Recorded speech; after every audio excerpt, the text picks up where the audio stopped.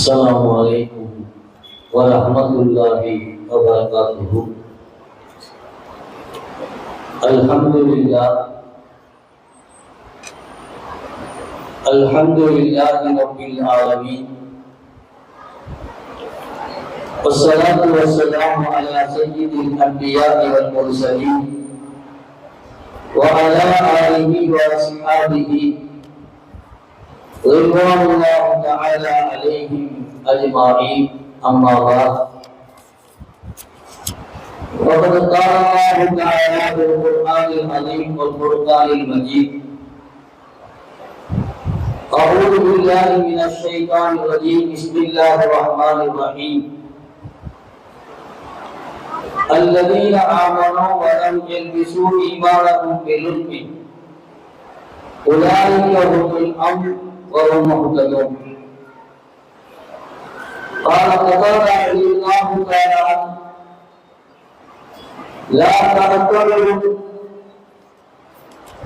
la ta'tabiru an-nasa bi amwalihim wa awladihim walakin ya'tabiru bil iman wal amal salih aw kama qala Allah ta'ala. எல்லா புகழும் அல்லாஹ் ஒருவருக்கே, ஸலாத்தும் ஸலாமும் எம்பெருமானார் ரசூலுல்லாஹி ஸல்லல்லாஹு அலைஹி வஸல்லம் அவர்கள் மீதும் அன்னவர்களை பின்பற்றி வாழ்ந்த சத்திய சஹாபாக்கள், தாபிஈன்கள், நாதாக்கள், நல்லவர்கள் இங்கே குழுமியிருக்கின்ற நம் அனைவர்கள் மீதும் அல்லாஹ்வின் ஸலாத்தும் ஸலாமும் நிறைவாக நின்று நிலவட்டுமாக. இந்த இனிய விழாவின் தலைவராக வீட்டிருக்கின்ற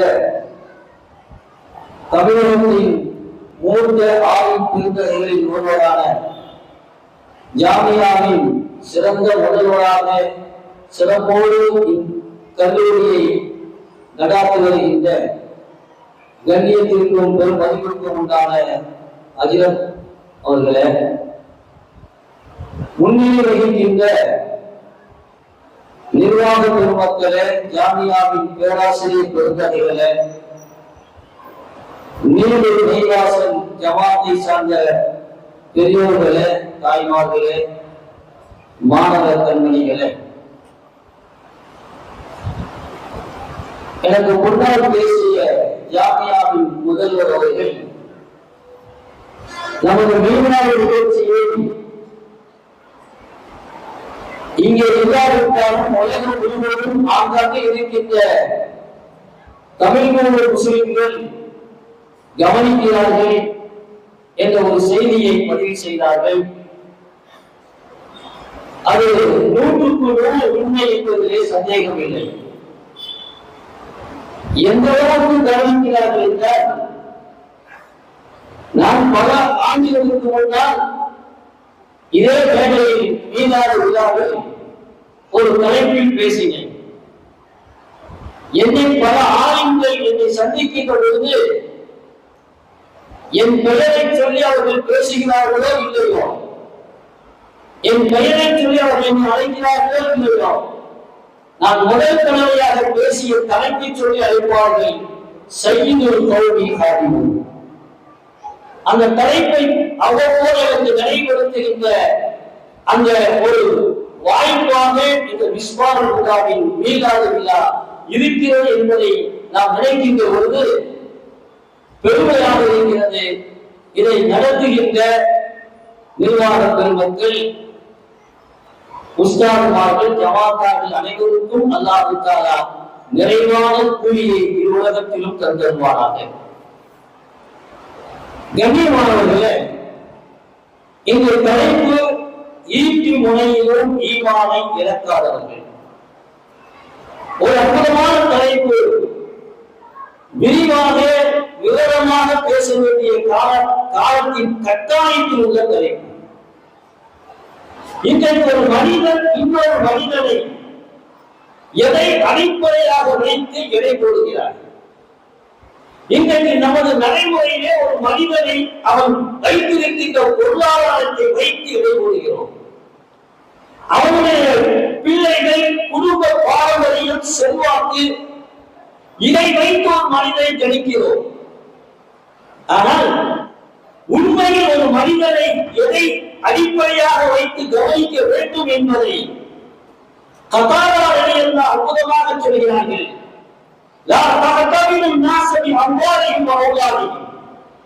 ஒரு மனிதனை அவனிடத்தில் இருக்கின்ற செல்வத்தை அடிப்படையாக வைத்தோ, அவனுடைய மக்கள் செல்வாக்கை அடிப்படையாக வைத்தோ நீங்கள் கவனிக்காதீர்கள். செல்வம் வேண்டும், மக்கள் செல்வம் வேண்டும், பொருளாதாரம் வேண்டும். ஆனால் அதுவே ஒரு மனிதனுக்குண்டான அடிப்படையாக மாறிவிடக் கூடாது.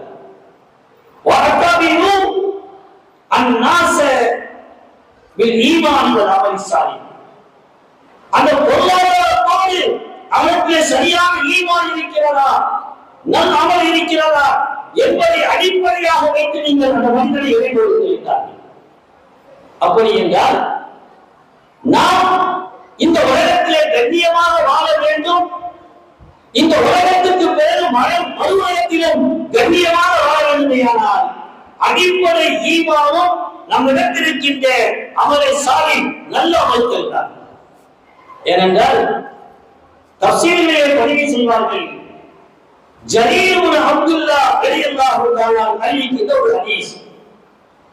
சூரத்து அன்ஆமுடைய 82வது வசனத்திலே இந்த செய்தியை எல்லா தஃசீரிலும் பதிவு செய்வார்கள்.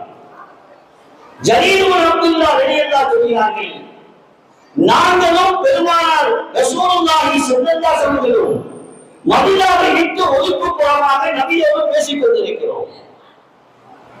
தூரத்தில் ஒரு மனிதர் வருகிறார்.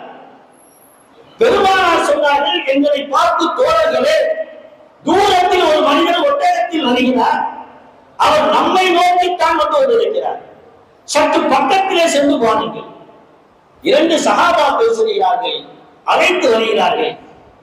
பெருமானார் கேட்டாங்க, மின் ஐன அக்பல்த, தோழரை எங்கிருந்து வருகின்றீர்கள், எவ்வளவு பயணத்தில் வருகின்றீர்கள், எங்கிருந்து வருகின்றீர்கள்?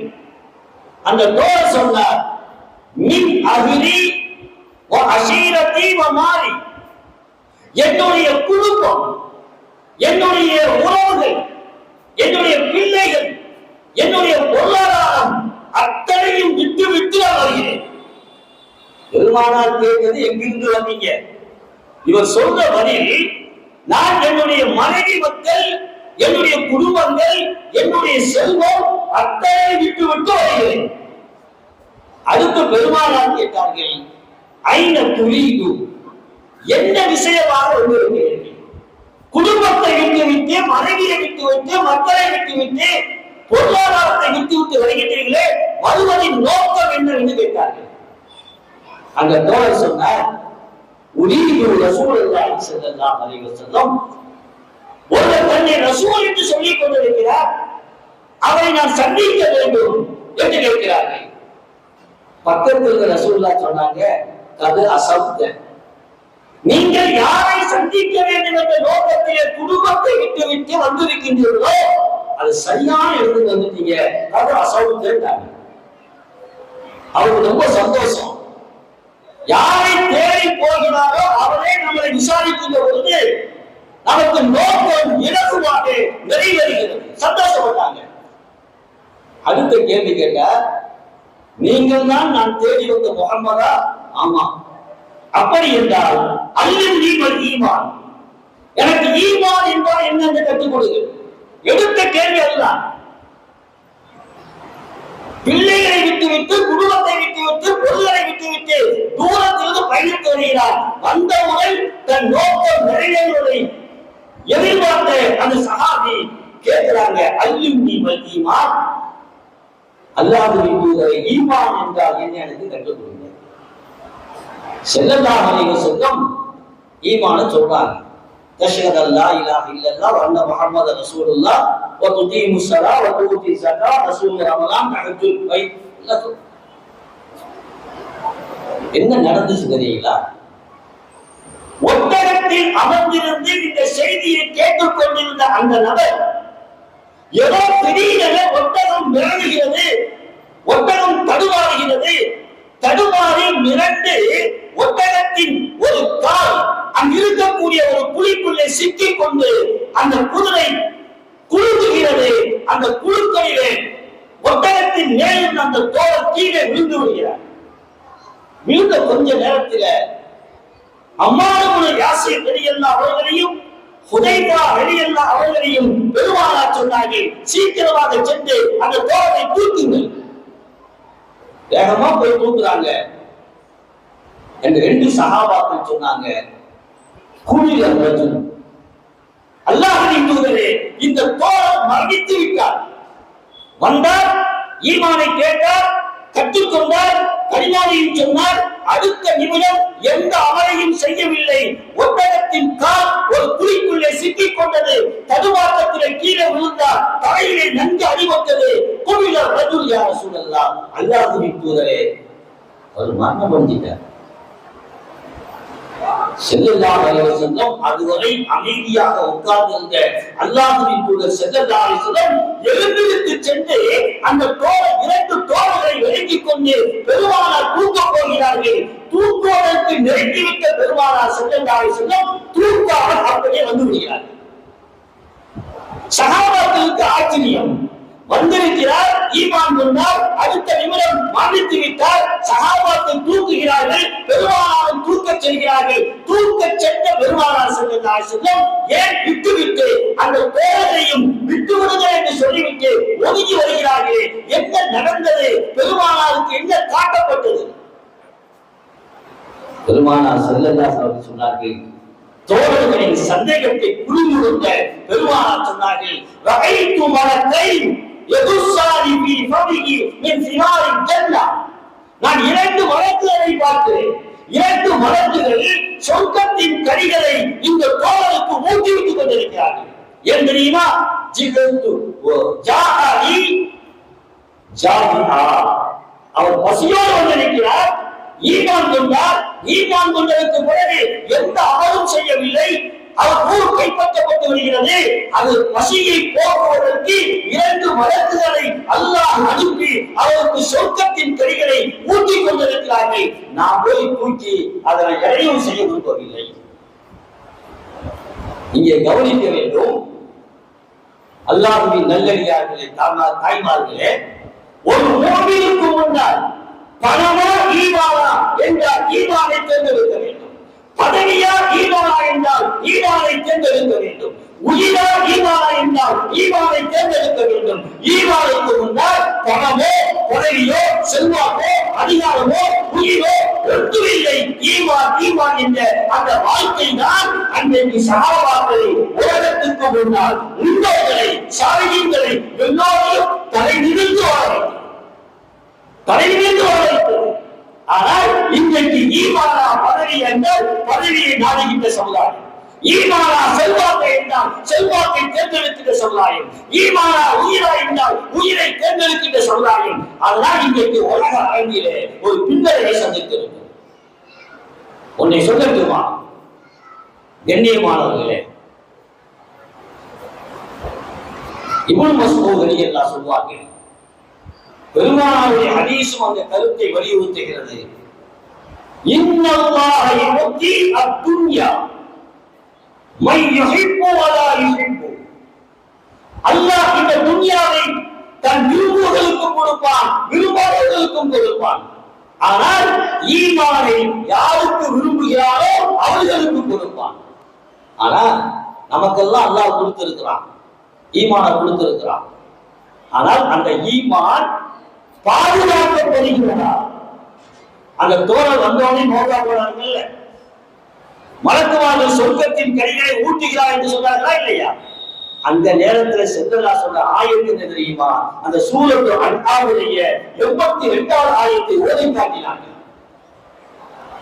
ஈமான் கொண்டு அந்த ஈமானிலே ஷிர்க்கை கலக்காத மக்கள் இருக்கிறார்களே, அவர்களுக்கு வேதனை பெற்றவர்கள், அவர்களுக்கு அமுதி என்கின்ற சோதனை இருக்கிறது.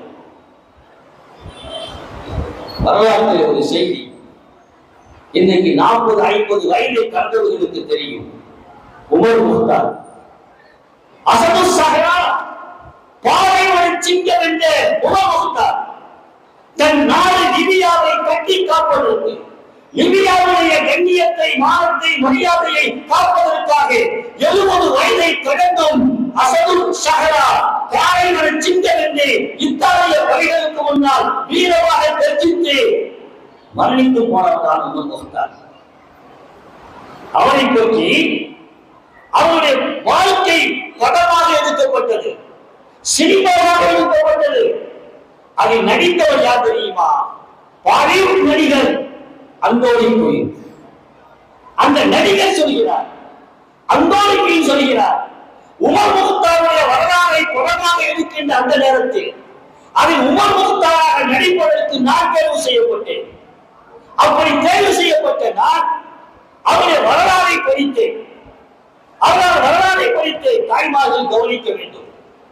உமர் முக்தார் இன்றைக்கு நெட்ல கண்டினா வரும், அந்த படமே இருக்கு, அது வாழ்க்கை வரலாறு இருக்கு, தமிழ்ல இருக்கு, அரபியில இருக்கு, ஆங்கிலத்தில் இருக்கு, எல்லா வழிகளிலும் இருக்கு. அவர் சொல்கிறார், அந்த படத்தில் உமர் முக்தாராக நான் நடிக்க வேண்டும். அதற்கு முன்னால் அந்த உமர் முக்தாருடைய வரலாறை படிக்க ஆரம்பித்தேன். படித்து விட்டு சொல்கிறார், உமர் முக்தார் அவருடைய ஈமானிய கொள்கையை பார்த்து நான் உயர்வு போனேன். அவர் ஈமானிய கொள்கையை அந்த எவ்வளவு உறுதியாக இருந்தார் என்பதை பார்த்து வேண்டுவோனேன் என்பது மட்டுமல்ல, 70 வயதை கடந்து பாலைவன சிங்கமாக இத்தாலிய படைகளை எதிர்த்து தனித்து நின்று வீரமாக கர்ஜித்து மரணித்து போன ஷஹீதான அந்த உமர் முக்தாரின் உள்ளத்திலே அந்த ஈமானை புகுத்திய முகமது எப்படிப்பட்டவர், அந்த முகமது எப்படிப்பட்டவர் சொல்கிறார். நான் உமர் முக்தாரை பார்த்து வேர்ந்து போன என்ன தெரியுமா? அவர் இத்தாலிய படையை கைது செய்து தூக்கில் போடுவதற்கு தயாராகிறார்கள். அதற்கு முன்னால் நிருபர்கள் பேட்டி கேட்கிறார். நிருபர்கள் எல்லாம் போய் என்ன சொல்றீங்க? 72 வயதை கடந்து லிபியா தன் சொந்த நாட்டுக்காக இத்தாலிய படைகளை எதிர்த்து போரிட்டு இன்றைக்கு உங்கள் கைதியாக பிடிக்கப்பட்டு உங்களின் அத்தனை முயற்சிகளும் வீணாகி போய்விட்டது, அத்தனை தியாகங்களும் வீணாகி போய்விட்டது. தூக்கில் போட போறாங்க, என்ன சொல்றீங்க? அந்த 70 வயதை கடந்த பாலைவன சிங்கம் உமர் முக்தாருடைய நாவில் இருந்து வந்த வார்த்தை என்ன தெரியுமா? இந்த இளைய சமுதாயம், பெண்கள் இந்த வார்த்தையை உன்னிப்பாக கவனித்து மனதிலே ஆழமாக பதித்து சிந்திக்க வேண்டிய வார்த்தை. என்ன சொன்னார்கள் தெரியுமா? இன் கஸ்ஸரல் மிதுவா ஸைஃபி ஃபலை யுகஸ்ஸிருல் பாத்திலு ஹக்கி. அற்புதமான வார்த்தை. இந்த உலகத்தில் இருக்கிற 200 முஸ்லிம்களுக்கு சொல்லப்பட்ட வார்த்தை. இஸ்லாத்தை துச்சமர மதிக்கின்ற எதிர்க்கின்றவர்களுக்கு சொல்லப்பட்ட வார்த்தை. என்ன சொன்னார்கள்? இன் கஸ்ஸரல் மிதுவா ஸைஃபி. நாங்கள் எல்லாம் சாதாரண வாளை வைத்து போராடி கொண்டிருக்கிறோம். இத்தாலிய படைகளிடத்திலே பீரங்கிகள் இருக்கிறது, நவீன ஆயுதங்கள் இருக்கிறது. அந்த பீரங்கிகள், நவீன ஆயுதங்கள் எங்கள் கையில் இருக்கின்ற சாதாரண இரும்பாலான வாள்களை சுக்குநூறாக உடைக்கலாம், சுக்குநூறாக உடைக்கலாம். ஆனால் நாம் எந்த சத்தியத்தில் இருக்கிறோமோ, நாம் எந்த சத்தியத்துக்காக ஈமானுக்காக போராடுகிறோமோ, அந்த சத்தியத்தை, அந்த ஈமானை இத்தாலிய படைகளின் வார்த்தையில் அந்த பொய் அழித்து விட முடியாது, ஒழித்து விட முடியாது. எங்கள் ஆயுதங்களில் ஒழுக்கலாம், எங்களுடைய உடைகளில் ஒழுக்கலாம், எங்கள் உயிரை துச்சமாக அவர்கள் மறைக்க செய்யலாம். ஆனால் எங்கள் கல்வியில் இருக்கக்கூடிய ஈமானை ஒருவனாக கொண்டு செய்யும் சொன்ன வார்த்தை. இன்னும் சற்று நிமிடத்தில் தூக்கில் போட போகிறார்கள். வரலாற்றில் எழுதுகிறார்கள், தூக்கு கயிறை குத்தமிடுகின்ற அந்த நேரத்தில் உமர் முக்தாருடைய நாவிலிருந்து வந்த வார்த்தை என்ன தெரியுமா? அற்புதமாக ஓதுகிறார்கள். யா ஐயத்துஹன் நஃப்ஸுல் முத்மஇன்னா இர்ஜிஇ இலா ரப்பிகி ராதியத்தன் மர்லியா. இந்த ஆயத்தை ஓதிட்டா அவரை கழுத்தில் தூக்கு வயசாக மாட்டப்படும். அப்படி என்றால் 70 வயதை கடந்தவர் துப்பாக்கி முனையிலே நிறுத்தப்பட்ட போது கூட தன் சத்திய கொள்கையை ஈமானை விட்டுக் கொடுக்காமல் இந்த 200 கோடி மக்களுக்கு செய்தியை சொல்லிவிட்டு போயிருக்கிறார். அவர் சொல்ற தாய்மார்கள் கவனிக்கணும், வரலாற்று எழுதுறாங்க, இத்தாலிய படைகளை நவீன ஆயுதங்களுக்கு முன்னால் சாதாரண வாட்களை வைத்து போரிட்ட அந்த உமர் முஃப்தாருக்கு இவனுடைய ஈமானை ஊற்றியது யார் தெரியுமா? இவனுடைய வலிமையை ஊற்றியது யார் தெரியுமா? அவருடைய மனைவிதான். ஒரு ஆணின் வெற்றிக்கு பின்னால் ஒரு மனைவி பெண்ணிருந்தால் என்பதற்கு யதார்த்தமான நிதர்சனமான உண்மை உமர் முஃப்தாருடைய வாழ்க்கை. உமர் முஃப்தாருடைய மனைவி மன்னித்து போகிறார்கள், மௌத்தாகிறார்கள். அந்த நேரத்திலே உமர் முஃப்தார் தேம்பி தேம்பி அழுகிறார்கள், தேம்பி தேம்பி அழுகிறாங்க. சுத்தி இருக்க தோழர்கள் தான் கேட்டாங்க, என்ன இப்படி அழுதுறீங்க சின்ன பிள்ளை மாதிரி? இத்தாலிய படையை எதிர்த்து நின்று அத்தனை இழப்புகள் நேரத்திலும் கண்ணீர் சிந்தாதீர்கள், துவண்டு ஓடாதீர்கள். உங்கள் மனைவியின் மரணம் இயற்கையானது, மன்னிக்கத்தான் போகிறோம். அந்த வேலையை அடக்கம் செய்துவிட்டு அடுத்த வேலைக்கு தயாராகுவோம், போக்குவரத்தில் இருக்கிறோம். ஆனால் உமர் முஃப்தாரை கேட்கிறேன், அத்தனை வலுவான நெஞ்சம் படைத்த அந்த உமர் முஃப்தார் அசது சஹரா பாலைவன சிங்கம் மனைவியின் மரணத்துக்காக தேடி தேடி அடைகிறார்கள். அந்த வீரனை அரவணைத்தது எது? அந்த வீரனை அரவணைத்த அந்த மனைவியின் தன்மை என்ன? எதற்காக இருந்தார்கள்? சொல்றாங்க, நான் போர்க்களத்தில் ஓய்வு இருப்பதற்காக நான் என் மனைவி தங்கி இருக்கின்ற கூடாரத்துக்கு போவேன். அவங்க அவங்களுடைய கூடாரத்துக்கு போவார்கள், நான் என்னுடைய கூடாரத்துக்கு போவேன். நான் வருகின்ற சப்தத்தின் அந்த ஒலியை வைத்து என் மனைவி ஓடோடி வந்து அந்த கூடாரத்தின் திரையை கையால் தூக்கி உயர்த்தி உள்ளே வாருங்கள் அன்பு கணவரே என்று என்னை அழைப்பார். உள்ள வாங்க. நான் கேட்டேன், நான் உள்ளே வருவதற்கு முன்னால் நான் வருகிறேன் என்பதை நீ குறிப்பாக உணர்ந்து வேகமாக நீ கையை பிடித்து வாங்கல் என்று அழைக்க மாட்டேங்கிறார். சந்தோஷமா அழைக்கல, ஆனால் வந்தவுடன் அந்த கூடாரத்தின் திரையை திரைச்சீலையில் தலைக்கு மேல் உயர்த்தி கொண்டு வாருங்கள் என்கிறாயே, அது ரகசியம் வேண்டும் என்று என் மனைவிடத்தில் கேட்டேன். என் அன்பு மனைவி சொன்னார், அன்பு கணவரே, நீங்கள் உலகத்தின் வல்லரசான இத்தாலியின் நவீன ஆயுதங்களுக்கு முன்னால் மண்டியிடாமல், தோற்று போகாமல், சலவையாமல், தலைமுடியாமல் வீரமாக ஈமானுக்காக சொந்த நாட்டுக்காக நீங்கள் போராடுகின்றீர்கள். அப்படிப்பட்ட கணவரே, நீங்கள் அல்லாஹ்வுக்கு முன்னால் யாருக்கு முன்னாலும் தலை குனிந்து விடக்கூடாது. கூடாரத்துக்கு வருகின்ற பொழுது தலைச்சீலையை நான் தூக்காவிட்டால் நீங்கள் தலை குனிந்து எனக்கு முன்னால் தலை குனிந்து உள்ளே வர வேண்டும். என் அன்பு கணவர், அல்லாஹ்வுக்கு மட்டும்தான் தலை குனிய வேண்டும், வேதத்தில் யாருக்கும் தலை குனிய கூடாது என்ற உறுதியான கொள்கையினால் அன்பு கணவரை வீட்டுக்குள் கூடாரத்துக்குள் வருகின்ற பொழுது உங்கள் கைகளை பிடித்து வரவேற்காமல் தலைச்சீலையை அந்த துணியை தூக்கி பிடிக்கிறேனே, அந்த நேரத்தில் கூட நீங்கள் அல்லாஹ்வை தவித்து எனக்கு முன்னால் தலை சாய்ந்து இருக்கக்கூடாது என்றால், உமர் முஃப்தார் இன்னைக்கு பேசுறோம், உலகம் உள்ளவர்களும் பேசப்படும். வரலாற்றை படித்து பாருங்கள், இளைஞர்களை வரலாற்றை படித்து பாருங்கள். செத்து போன ஈமானுக்கு உயிரோட்டம் கொடுக்கும், பலகீனமான ஈமானை வலுப்படுத்தும் அவருடைய வரலாறு. அந்த வரலாற்றுக்கு பின்னால் அவருக்கு உறுதுணையாக இருந்தது தாய்மார்களே, உங்களை போன்ற ஒரு பெண் தான். வரலாற்றிலே ஈமானுக்கு முன்னால் ஆண்கள் சகாபாக்கள் எப்படி இருந்தார்களோ அதற்கு நிகராக இந்து சொல்ல போனால் அதற்கு ஒரு படி மேலே தாய்மார்கள் நீந்திருந்து இருக்கின்றீர்கள். ஒரு வரலாற்றை சொல்லட்டுமா? அஸ்மா பின்த் அபீ பக்கர் ரலியல்லாஹு தஆலா அன்ஹா, எல்லோருக்கும் தெரியும், அபூபக்கர் ரலியல்லாஹுடைய மகள், ஆயிஷா அம்மாவுடைய சகோதரி. அவங்களுக்கு வயசாயிடுச்சு, கண் பார்வை இழந்து விட்டார்கள், கண் பார்வை போயிடுச்சு.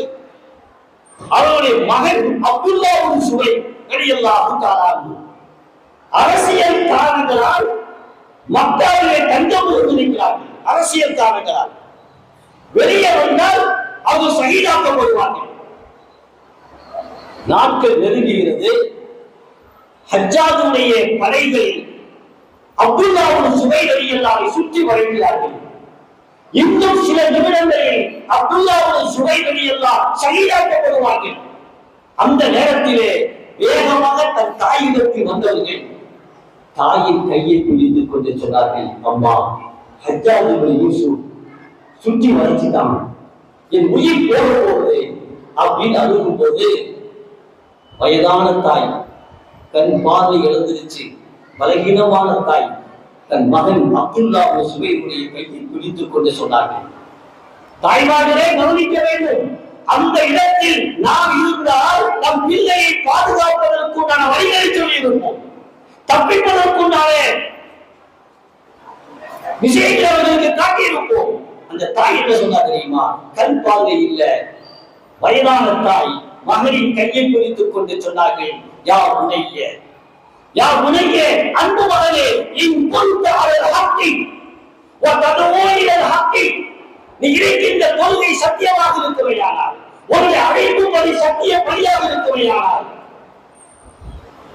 வஸ்புத் அலை, இருக்கின்ற கொள்கையை ஸ்திரமாக இரு, உறுதியாக இரு, அவர்கள் ஷஹீதாக்கி விடுவார்கள் என்று உயிருக்கு பயந்து கொண்டு கோழையாக பேசாதே, எதிர்த்து நில்.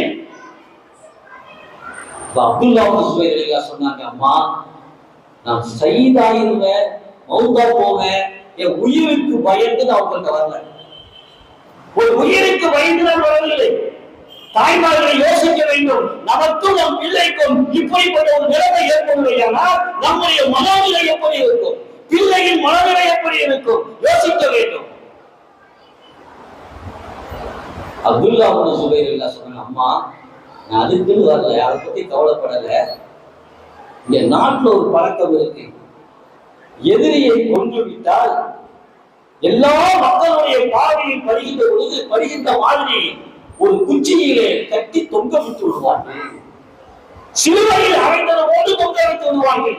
அம்மா, நான் செத்ததுக்கு, மௌத்தானதுக்கு பிறகு, ஷஹீதானதுக்கு பிறகு அவ்வாறு தொங்க விட்டு எல்லா மக்களும் அதை செருப்பால் அடிப்பார்கள், அவமானப்படுத்துவார்கள், இன்னும் கழுகுகளும் பருந்துகளும் என் இறைச்சியை சாப்பிடுமே, அதை நினைத்து நான் எனக்கு பயமாக இருக்கிறது. நான் ஷஹீதானதுக்கு பயமாக இல்லை, ஷஹீதானதுக்கு பிறகு என் உடலை இப்படி எல்லாம் கேவலப்படுத்துவார்களே, அதை கொண்டு நான் பயப்படுகிறேன்.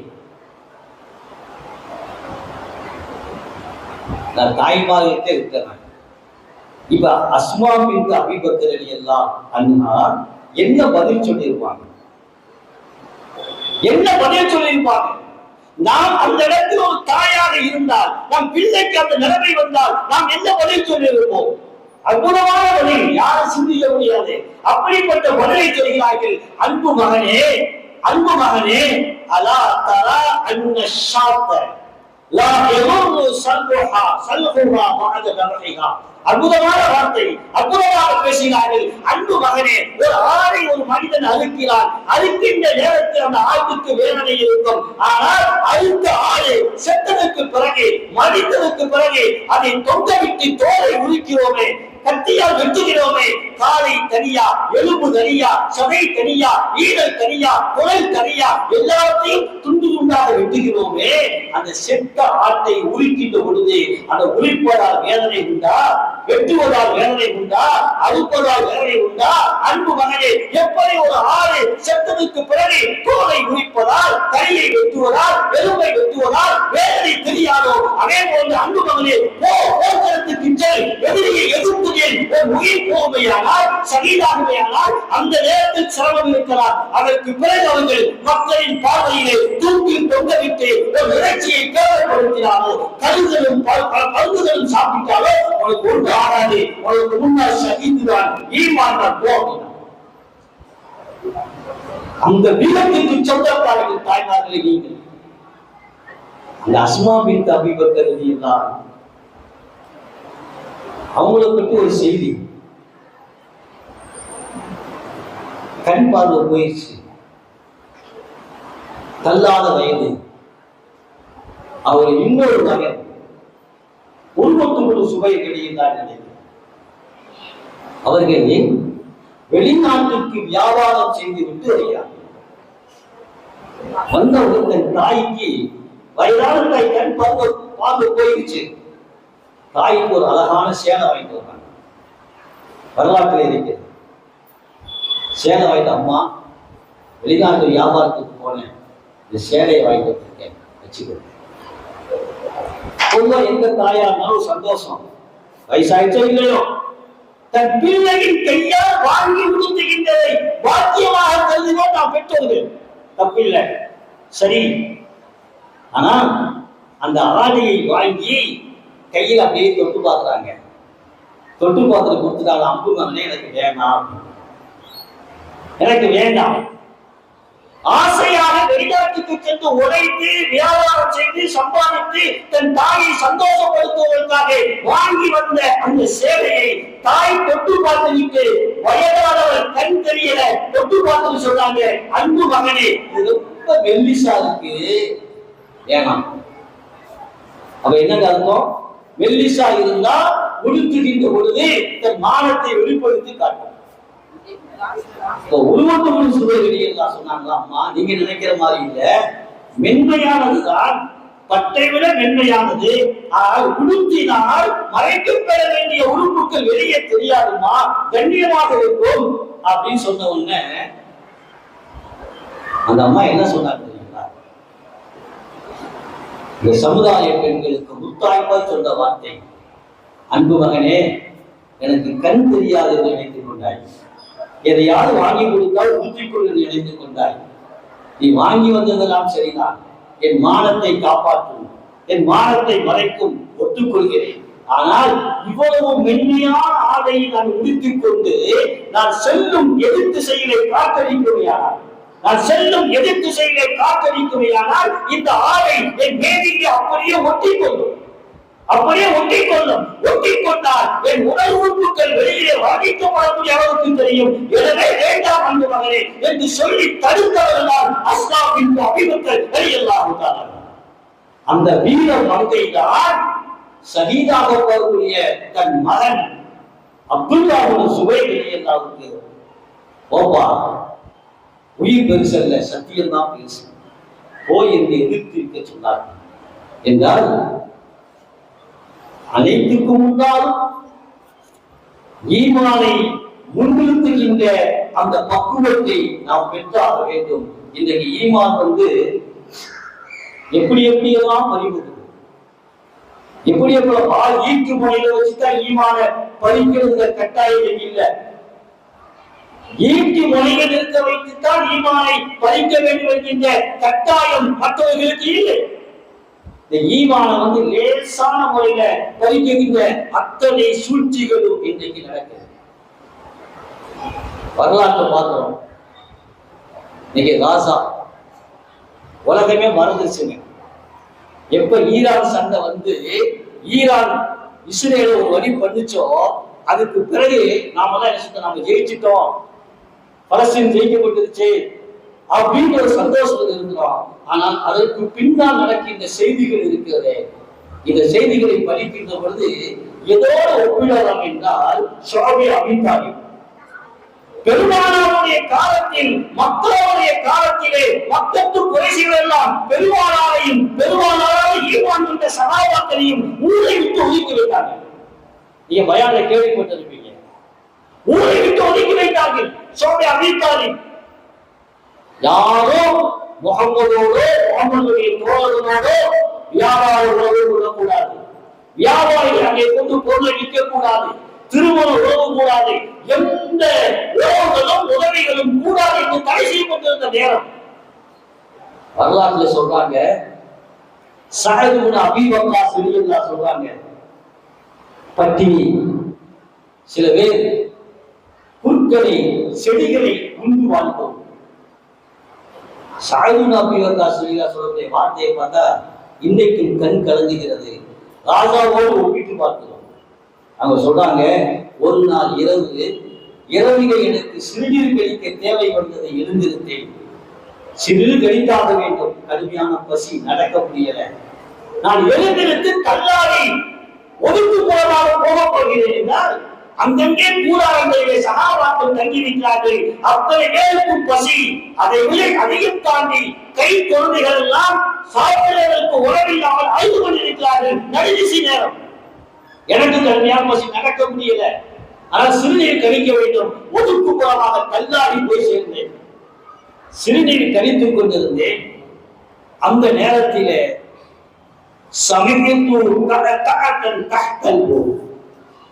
சிறுநீர் கழிக்கின்ற பொழுது ஒரு சப்தம் கேட்டுச்சு. ஒரு சப்தம்.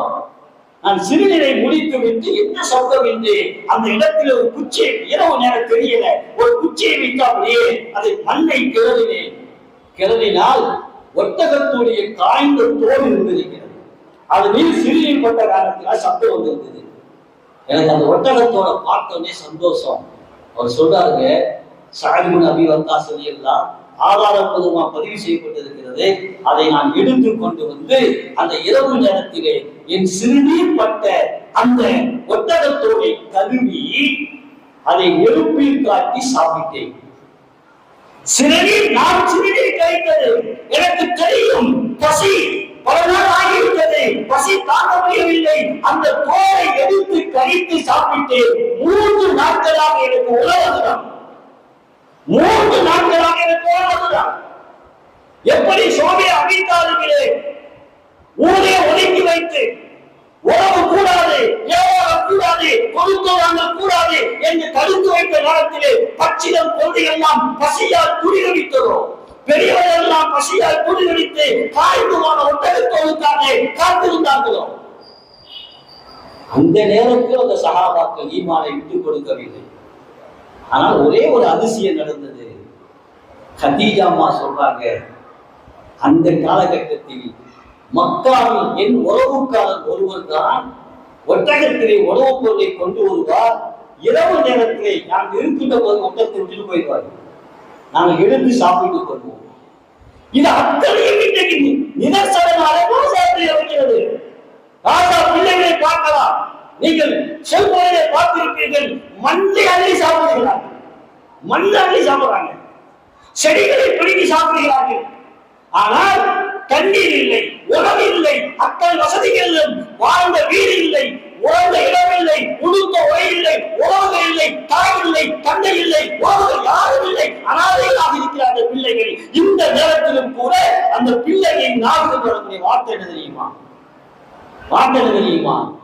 நாம் எல்லாம் வெற்றி தலைமுடிய வேண்டும், வெற்றி தலைமுடிய வேண்டும். அந்த பிள்ளைகள் சொல்கின்ற வார்த்தை ஹஸ்புனல்லாஹ் வ நிஅமல் வக்கீல். ஹஸ்புனல்லாஹ் வ நிஅமல் வக்கீல். அல்லாஹ் எங்களுக்கு போதுமானவன், அவன் எங்களுக்கு போதும் சொல்லிட்டு ஒரு பொம்பளை பிள்ளை ஒரு 8 வயசு 9 வயசு இருக்கும். ஒரு நிருபர் பேட்டி கேட்கிறார். அந்த பிள்ளை சொன்ன வார்த்தை என்ன தெரியுமா? உண்மையிலேயே உலகத்தில் இருக்கின்ற ஒவ்வொரு இஸ்லாமியின் கண்ணத்தில் அறைந்த வார்த்தை, ஒவ்வொரு இஸ்லாமிய நாடுகளின் ஆட்சியாளரின் கண்ணத்தில் அறைந்த வார்த்தை. அந்த பிள்ளை சொல்லுது.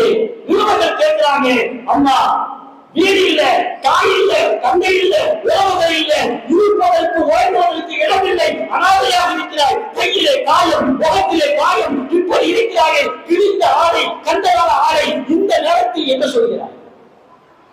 இந்த புள்ள சொன்ன முதல் வார்த்தை ஹஸ்புனல்லாஹ் வ நிஅமல் வக்கீல். சொல்லிட்டு அடுத்த வார்த்தை சொல்லுங்க, வெற்றி தலைமுடிய வேண்டும். சொன்ன வார்த்தை தெரியுமா? மாத்தல் ஃபரஹு ஃபீ குலூபினா, மாத்தல் ஃபரஹு ஃபீ குலூபினா கமா மாத்தத்தில் இன்சானியத்து ஃபீ குலூபிக்கும். மாத்தல் ஃபரஹு ஃபீ குலூபினா, என்ன இருக்கிறது? சந்தோஷத்தை இழந்து விட்டோம். சந்தோஷம் என்பது எங்கள் வாழ்க்கையிலே மௌத்தா போச்சு. மகிழ்ச்சி என்பது எங்கள் வாழ்க்கையிலே மௌத்தா போச்சு. தாயை பார்த்து மகிழ்ச்சி, தந்தையை பார்த்து மகிழ்ச்சி, நல்ல ஆடை உடுத்தி மகிழ்ச்சி, நல்ல சோறு சாப்பிட்டு நல்ல மகிழ்ச்சி, நல்ல உறங்கி மகிழ்ச்சி, எல்லா மகிழ்ச்சியும் செத்து போய்விட்டது. கவனிக்கல. அடுத்த வாசகம் தான் கவனிக்கணும். சொல்லுது நம்மளை பார்த்து, மாத்தல் பரகுபி குலூபினா கமா மாத்தத்தில் இன்சானியத்து ஃபீ குலூபிக்கும். உலகமே உலக முஸ்லிம்களே, இஸ்லாமிய நாடுகளிலே எங்கள் உள்ளத்திலே சந்தோஷம் சற்று போய்விட்டது. எதுவாறு தெரியுமா? உங்கள் உள்ளத்திலே மனித நேயம் சற்று போனதை போல, உங்கள் உள்ளத்திலே மனித நேயம் சற்று போனதை போல எங்களுக்கு சந்தோஷம். யாருக்கு உதவுறா? ஈரான் அடிச்சதுக்கு பிறகு காசா மறந்து போச்சு. ஆனா ஒரு செய்தியை பார்த்தேன். பார்த்த உடனே கதீஜா அம்மா சொன்னாங்கல்ல, சூரிய அபித்தாலில என் உறவுக்காரர் மட்டும் தனியாக எனக்கு உதவி செய்தார். ஒட்டகத்தை கொண்டு ஒரு வீட்டில் போயிருக்காரு. மாட்டோம், ஒட்டகம் தான் பார்த்தோம். அதே போல இன்னைக்கு ஒரு காட்சியை பார்த்தங்க. காசா மக்கள் கடற்கரை ஓரத்துல கடல்ல இருந்து ஏதாவது பொருள் வருமானு எதிர்பார்க்கிறாங்க. ஏதாவது பொருள் வருமானு. ஒரு இளைஞர் ஒரு தண்ணி பாட்டு, ஒரு 2 லிட்டர் பாட்டு, அது மிதந்து வருது. அதை எழுதுறாங்க. எடுத்தோடனே திறந்து பார்த்தா முதல்ல ஒரு சீட்டு. அந்த சீட்டில் எழுதிருக்கு, எமன்ல இருந்து உங்கள் சகோதரன் உங்களுக்கு உதவி அனுப்புகிறேன். எமனில் இருந்து உங்கள் சகோதரன் உங்களுக்கு உதவி அனுப்புகிறேன். என்ன உதவி தெரியுமா? என்னங்க? வெறும் பருப்பு, சாம்பாருக்கு பயன்படுத்துற பருப்பு, கொஞ்சம் அரிசி, மேல பருப்பு கீழே அரிசி இருக்கு.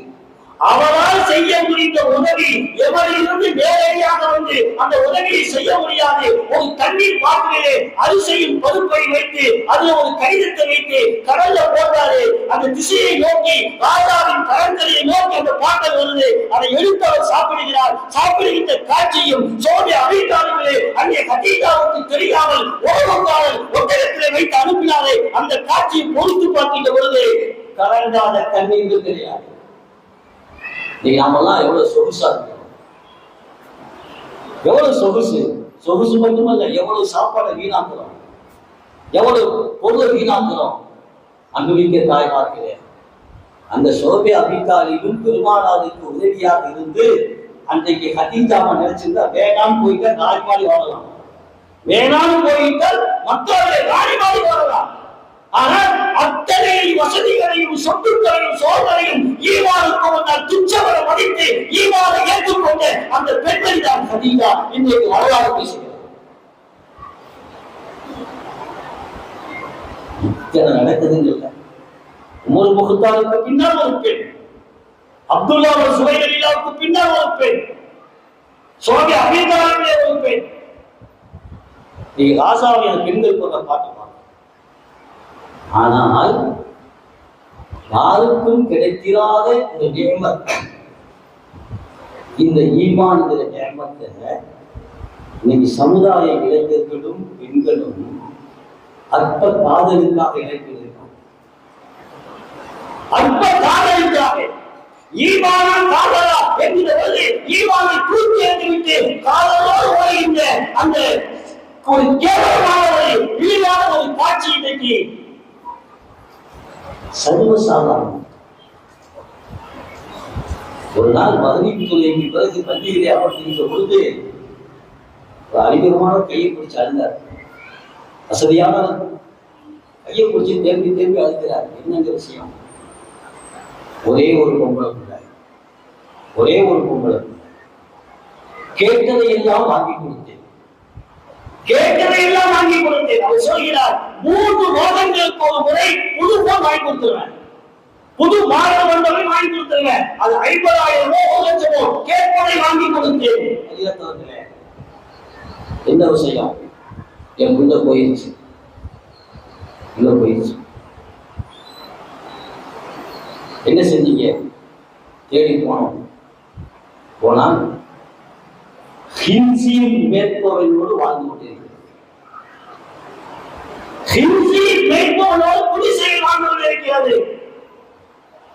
கொஞ்ச நாள் அதை வாழ்ந்தால் சொகுசாக ஏசி அறையிலே தனி அறையிலே வாழ்ந்து கேட்டதையெல்லாம் வாங்கி கொடுத்து சுகமாக வாழிவோ வளர்க்கப்பட்ட அவள் கள்ள காதலுக்காக வேண்டி ஈமானை தூக்கி துச்சவரை தூக்கி எடுத்துவிட்டு பெற்றோர்களை ஏசி விட்டு போய்விட்டால் அங்கே பண்டி மேய்ப்போரோடு வாழ்ந்து.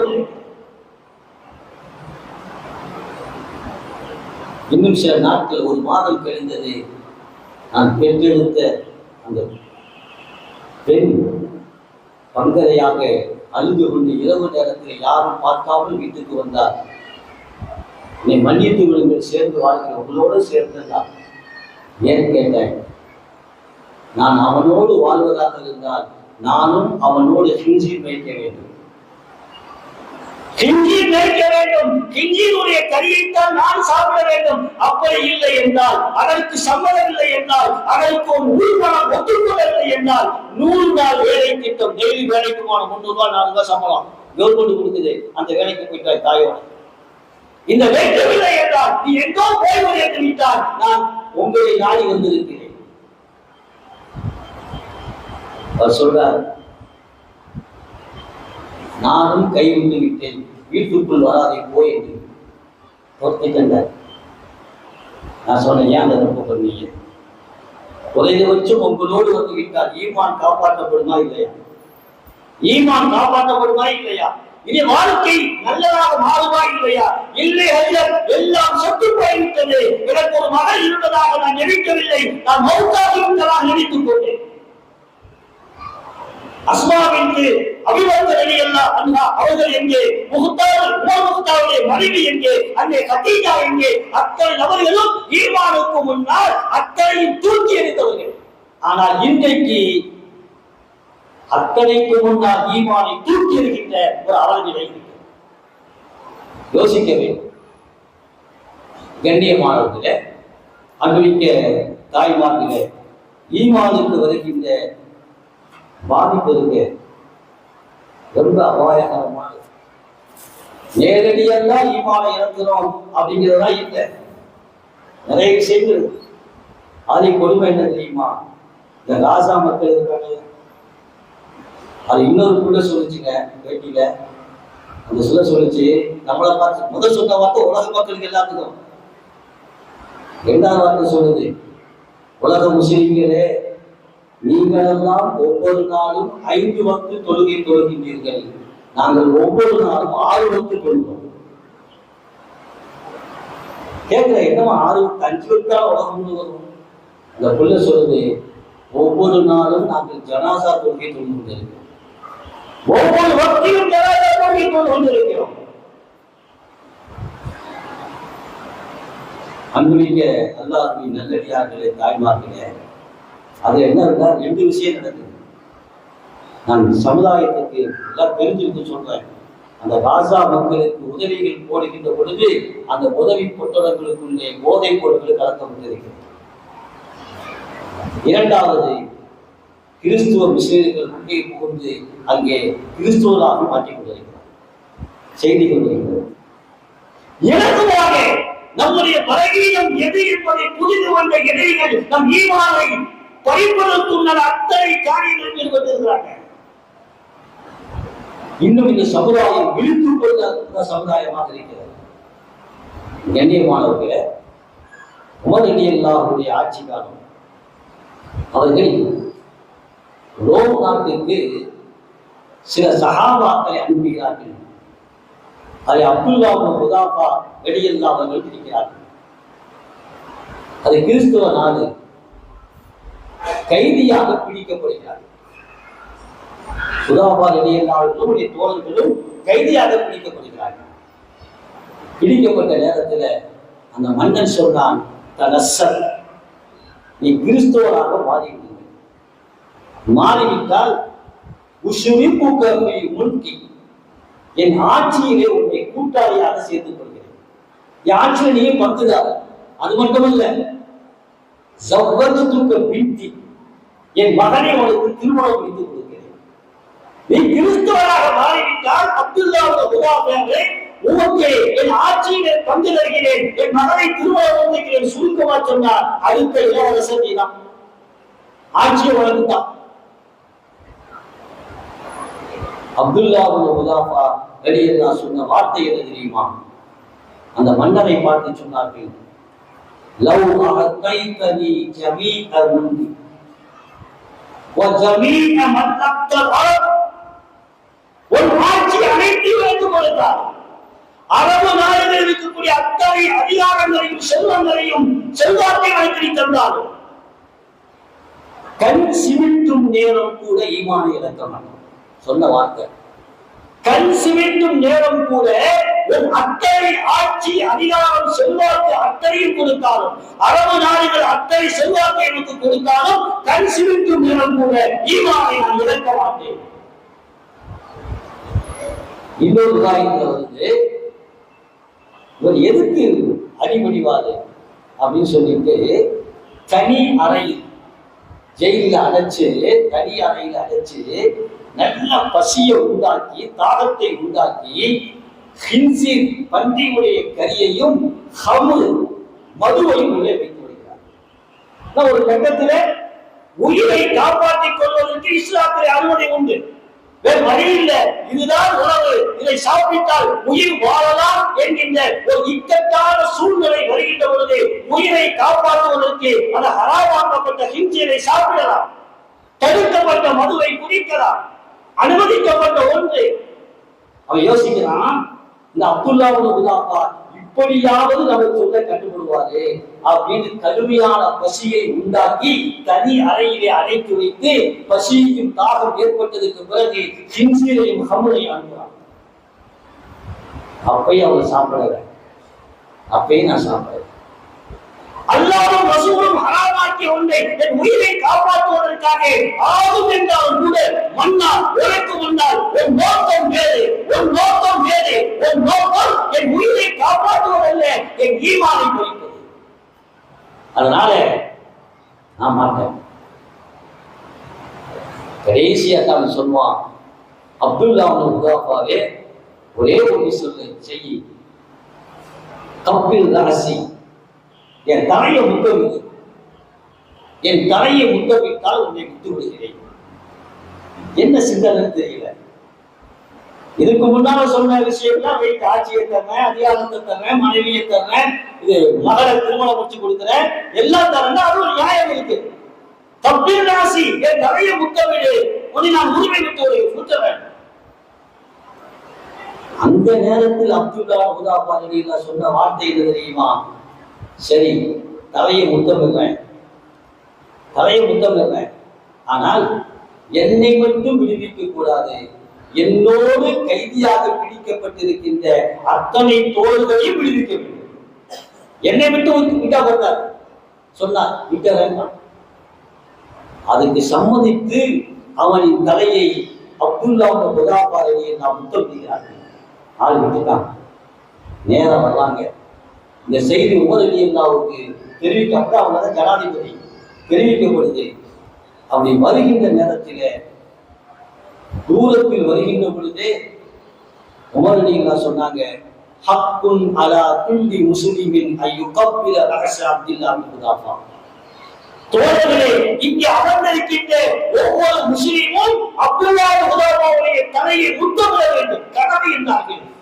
என்று சொன்னது மட்டுமல்ல, முதல் ஆளாக இருந்து அப்துல்லா பின் உதாஃபா ரலியல்லாஹு தலையை முத்தமிட்டார்கள். அவர்கள் முத்தமிட்டதற்கு பிறகு அத்தனை சஹாபாக்கள் விழுந்து முத்தமிட்டார்கள்.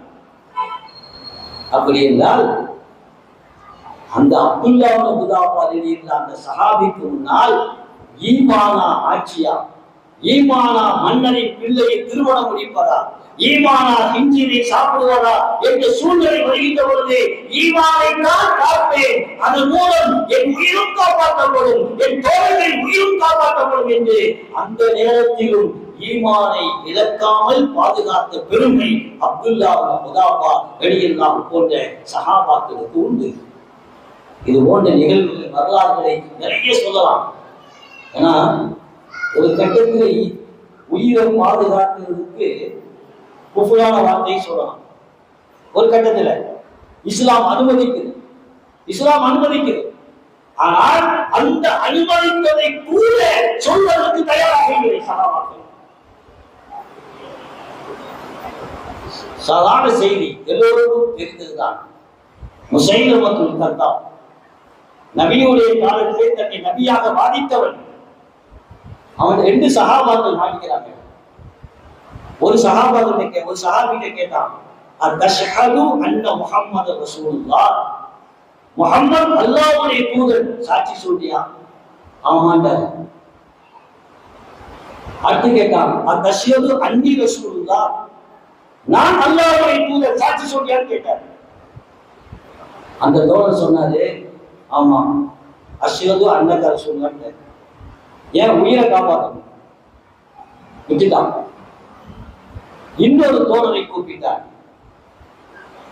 அவர்கிட்ட கேட்டான், அஷ்ஹது அன்ன முஹம்மது ரசூலுல்லாஹ், முஹம்மது ரசூலுல்லாஹ் அல்லாஹ்வுடைய சாட்சி சொல்றியா? ஆமான்னாங்க.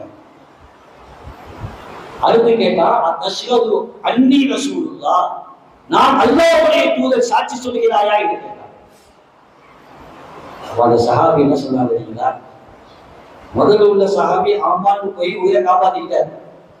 இந்த சஹாபி கேட்கிறாங்க, ஆனா அசம்மு, டேய் நான் செவிட, எந்த கேட்க எனக்கு தெரியலன்னா நீ தப்பிக்க முடியுமா? நான் முதல் வார்த்தைக்கு பதில் சொல்லிட்டாங்க, காது கேட்டுதான் பதில் சொல்லியிருக்காங்க.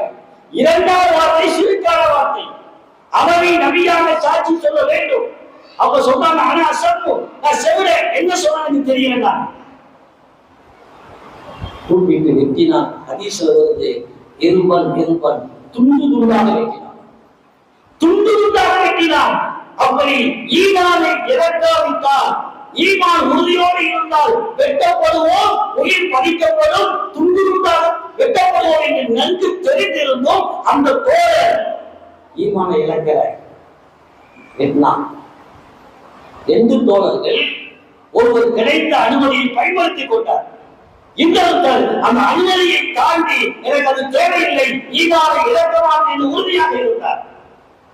பெருமானாருக்கு செய்தி வருகிறது. அல்லாஹ்வின் தூதர் ஸல்லல்லாஹு சொன்னாங்க, முதல் நபர் முசைலமாவை நீ நபிதான் சொல்லி போனாங்களா இல்லையா, அவருக்கு கொடுக்கப்பட்ட ருஹ்ஸத் அனுமதியை பெற்றுக் கொண்டார், அனுமதியை அறிந்து கொண்டார். இரண்டாம் அவர் அந்த நேரத்தில் ஈமானை இழக்காமல் சொர்க்கத்தை பெற்றுக் கொண்டார். முதல் நபர் செய்ததை தவறு என்று பெருமானார் சொல்லவில்லை, அனுமதியை பெற்றுக் கொண்டார். இரண்டாவது கொடுக்கப்பட்ட அனுமதியும் கூட ஈமானுக்காக நான் பயன்படுத்த மாட்டேன் என்று உறுதியாக இருந்தார். இந்த அடிப்படையில் பார்க்கின்ற பொழுது அல்லாஹ்வின் நல்லடியார்களே, தாய்மார்களே, நம்முடைய ஈமான் ஈட்டி முறையில நிற்க வைத்தாலும் ஈமானை இழக்க மாட்டோம் என்கின்ற அற்புதமான தலைப்பு. நீங்க ஈமான்ல மட்டும் இல்லைங்க, நிறைய விஷயம். ஒரு செய்தியை நான் சொல்றேன். நீங்க எங்க பார்த்தாலும் இந்த கேஎஃப்சி இங்க இருக்கிற கூட்டத்தில் யாராவது சாப்பிடாம இருக்கிறோமா? சாப்பிடாம, நான் சொல்றேன் என்னுடைய பாஷையில, இங்க யாராவது கேஎஃப்சி சாப்பிடாம இருந்தா அவர்களெல்லாம் வாலிம் நடமாடும் அவுலியாக்கள். கண்டிப்பா நடமாடும் அவுலியாக்கள். காரணம், கேஎஃப்சி என்பது ஹலால் செய்யப்பட்ட உணவு இல்லை என்பது பல வழிகளில் நிரூபிக்கப்பட்டிருக்கிறது, பல சந்தர்ப்பங்களில் நிரூபிக்கப்பட்டிருக்கிறது. ஹலால் இல்லை, பேர் வந்தா ஹலால் போட்டுக்கமா, அது யார்தான் போட முடியாது, யார்தான் போட முடியாது.